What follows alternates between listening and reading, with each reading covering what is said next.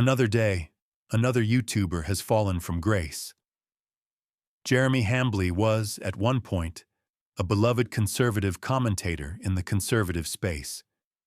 But over the years, it has become more and more apparent that this man is in fact nothing more than a grifter.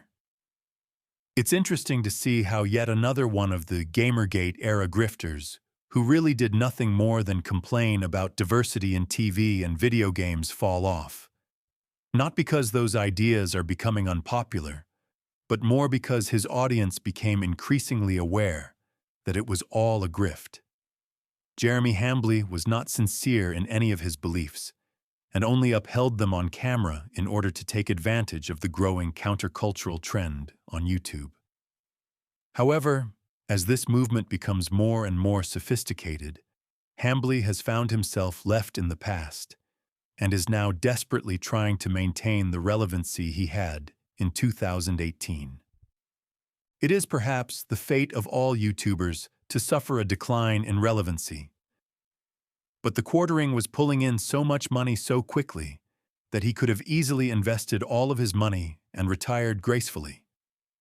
Instead, he used the money to buy children's toys, Funko Pops, and retro video games that he had no intention of ever using.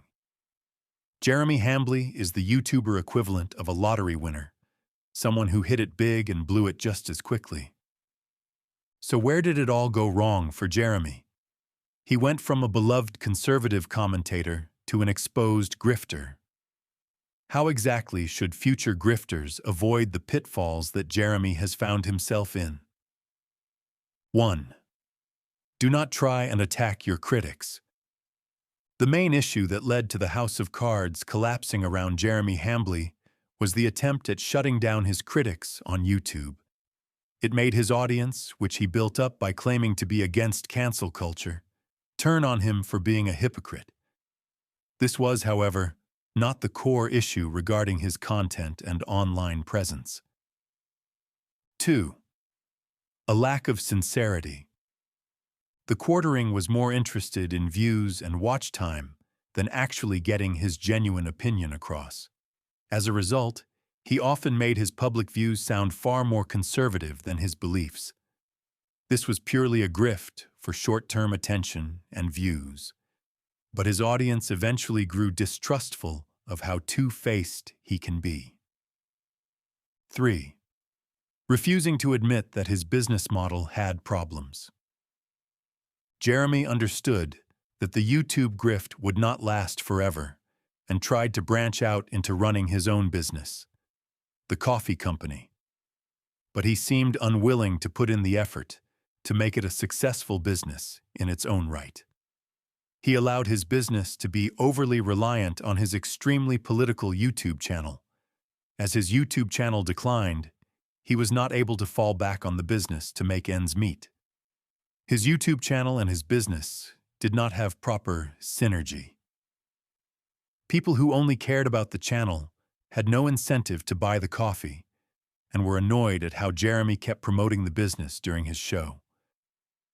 Jeremy needed to accept that his business wasn't working out and to massively downsize.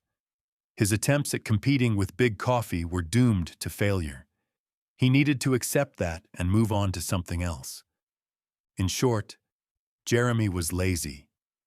He was completely unwilling to keep working hard on his channel to modernize his content.